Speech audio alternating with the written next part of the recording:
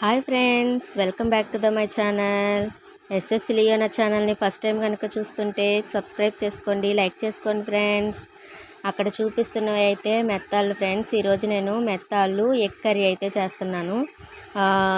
ఎలా చేస్తున్నాను అనేది వీడియోలో చూసి తెలుసుకోండి. ఫస్ట్ మెత్తాళ్ళు అయితే ఆయిల్ పోసుకొని మెత్తాలని ఫస్ట్ కడిగి క్లీన్ చేసుకున్న తర్వాత ప్యాన్లో ఆయిల్ పోసుకొని తర్వాత మెత్తాలని ఫ్రై చేసి తీసి పక్కన పెట్టుకోవాలి ఫ్రెండ్స్. అప్పుడు మనకి తినేటప్పుడు క్రంచీగా ఉంటాయి అన్నమాట. దాని తర్వాత అదే ఆయిల్లోనే ఆనియన్స్ వేసుకొని పచ్చిమిర్చి కరివేపాకు వేసుకొని బాగా ఆనియన్స్ అనేది సాఫ్ట్నెస్ వచ్చేంత వరకు వేపుకోవాలి. దాని తర్వాత అల్లం వెల్లుల్లి పేస్ట్ వేయాలి. అల్లం వెల్లుల్లి పేస్ట్ వేసిన తర్వాత పచ్చివాసన పోయేంత వరకు వేపిన తర్వాత టమాటా వేసుకోవాలి. టమాటా వేసిన వెంటనే కొంచెం కల్లుప్పు వేసుకున్నామంటే టమాటా కూడా తొందరగా మగ్గిపోయిద్ది. అందువల్ల నేను టమాటా వేసిన ఎమ్మటే కల్లుప్పు కొంచెం వేసేసుకుంటాను.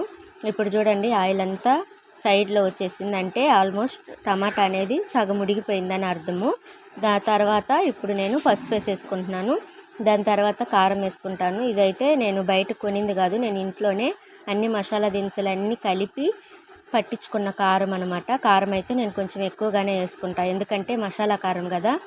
ఓన్లీ మిరపకాయలు కారం అయితే కాదు, అన్నీ కలిపి పట్టించిన మసాలా కారం అది. ఇప్పుడు ఇవన్నీ కలబెట్టుకున్న తర్వాత మన టమాటాలు గుజ్జుగా అయ్యేంత వరకు కొంచెం మూత పెట్టి మగ్గనిచ్చుకుందాము. తర్వాత మూత తీసి చూసేసరికి చూడండి, సైడ్ అంతా ఆయిల్ వచ్చేసింది. మన టమాటా గ్రేవీ అనేది బాగా మగ్గిపోయింది అనమాట.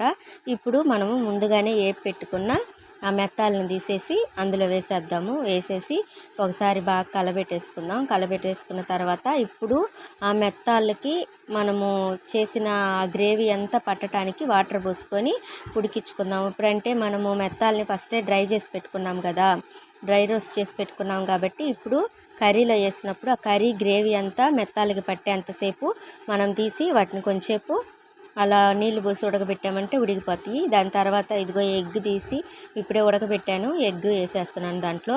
ఇంకా అంతే ఫ్రెండ్స్, ఈ కర్రీ అయితే సూపర్గా ఉండిద్ది. మీరు ఒకసారి ట్రై చేయండి. మీరు ట్రై చేసి మీకు ఎలా వచ్చిందో నాకు కామెంట్ చేయండి ఫ్రెండ్స్, ఓకేనా. నేనైతే ఆ రోజు ఎగ్గు మెత్తాల కర్రీ చేసిన రోజు అయితే నా హస్బెండ్ భలే మెచ్చుకొని తిన్నాడు. సూపర్గా కుదిరింది, బాగా చేసావని చెప్పి. ఇంకా ప్రతి వారంలో ఒక్కసారన్నా కర్రీ చెయ్యి, బాగుంది, భలే చేసావు అని చెప్పి మా ఆయన అయితే అది అప్పుడప్పుడు అంటానే ఉన్నాడు. నాకైతే ఇప్పుడు మెత్తాళ్ళు ఇక్కడ దొరకలేదు, నేను మార్కెట్కి వెళ్ళినప్పుడే మెత్తాలు తెచ్చినప్పుడు చేయాలి. ఆ మెత్తాళ్ళు అయితే అమ్మ నాకు అక్కడి నుంచి అమ్మ వాళ్ళ ఇంటికాడ నుంచి పంపించింది. అవి ఉండబట్టి ఆ రోజు అలా చేద్దామని చెప్పి చేశాను.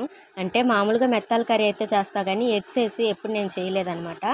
ఆ రోజు ఫస్ట్ టైము ట్రై చేశాను, సూపర్గా వచ్చింది ఫ్రెండ్స్. ఎలా వచ్చిందో మీరు కూడా చేసి ఎలాగొచ్చిందో నాకు కామెంట్ రూపంలో తెలపండి. Okay friends, bye bye.